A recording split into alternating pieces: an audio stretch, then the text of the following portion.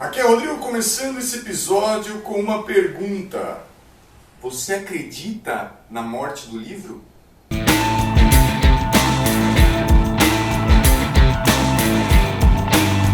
Se você quer ver Deus rir, fale a Ele sobre seus planos.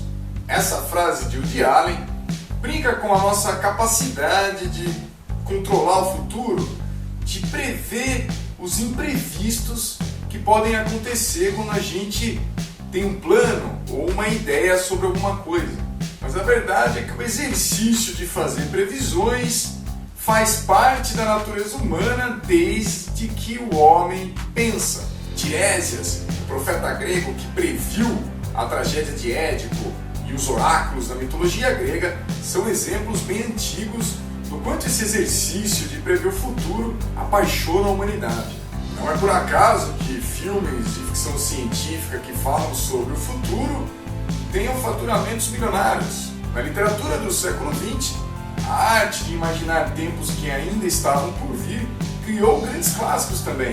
Distopias como Admirável Mundo Novo, Laranja Mecânica, 1984, escrita por célebres autores da literatura inglesa como Aldous Huxley, Anthony Burgess e George Orwell. Todos eles conceberam suas realidades décadas à frente do tempo em que escreveram seus livros. E em muitos aspectos eles conseguiram realmente se aproximar daquilo que ia acontecer no futuro. Mas nenhum deles, por exemplo, conseguiu imaginar uma coisa tão comum hoje em dia, como o telefone celular. Para vocês verem como é difícil prever o futuro. E todos esses exemplos que eu dei podem ser encontrados em livros.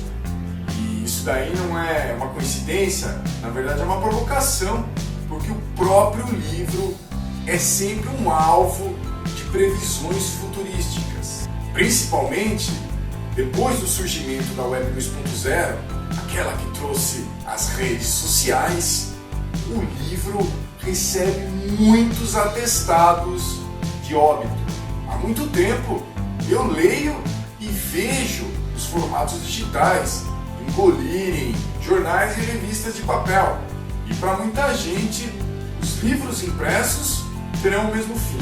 Em 2011, Silvio Meira, professor emérito da Universidade Federal de Pernambuco, deu 15 anos de sobrevida ao livro. Ele argumentou que esse era o tempo em que os livros impressos seriam substituídos pelos livros digitais. Um ano antes, Jean-Paul Jacob, pesquisador emérito da IBM na Califórnia, fez uma previsão parecida, dizendo que livros impressos e livros digitais não dividiriam o mesmo tempo e espaço no planeta Terra. E apesar da força do argumento desses homens, tempos depois, mais precisamente em 2016, um estudo da Pew Research Center nos Estados Unidos pode revelar uma tendência contrária a essa previsão. Segundo essa pesquisa, apesar de tantas parafernálias tecnológicas, os americanos não estão lendo menos livros impressos. 65% dos americanos disseram ter lido um livro impresso no último ano, o mesmo número de 2012.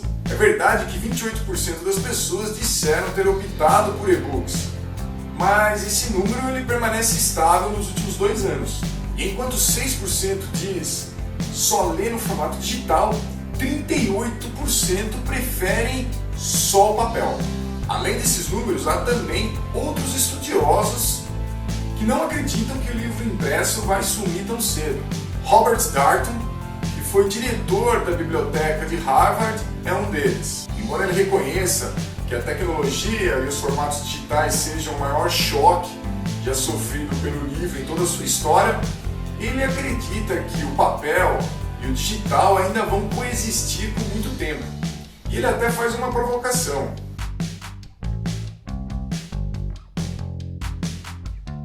Junto dessa provocação, eu conto a história da vida de Anthony Burgess, o cara que escreveu Laranja Mecânica. Ainda muito jovem, ele recebeu um diagnóstico de que teria poucos anos de vida. Foi por isso que ele começou a escrever sem parar e publicar quantos livros fosse possível para ele sustentar a sua esposa que ele ia deixar. No fim das contas, a previsão do médico estava errada e Anthony Burns morreu vários anos depois que a própria mulher havia falecido. De fato, para quem em 2011 deu 15 anos de vida para o livro impresso, é preciso que uma transformação ainda mais intensa e mais rápida aconteça para que em uma década o livro impresso desapareça completamente. E eu que leio no papel, mas também leio no formato digital, não vou aqui me arriscar a fazer previsões e dar a deixa para que Deus ria da minha cara. O que eu gosto de lembrar é que formatos diferentes oferecem experiências diferentes. No digital, quando a gente lê um livro técnico, por exemplo, é sempre muito mais fácil a gente ou traduzir alguma coisa, ou buscar o significado de alguma palavra, ou fazer alguma anotação que a gente vai ter que voltar depois, inclusive para viajar. Em vez de a gente levar volume grande de papel, a gente leva o nosso dispositivo apenas. Agora, quando é para ler uma boa história, eu ainda acho que o livro é um esporte de contato físico e que a melhor invenção dele foi lá no século XV. Mas e você? Você acha que o livro impresso vai morrer? Coloque a sua opinião nos comentários e, se possível, diga a sua idade para a gente ver como que as opiniões variam de acordo com a geração. Valeu? Enquanto o livro não morre, até a próxima!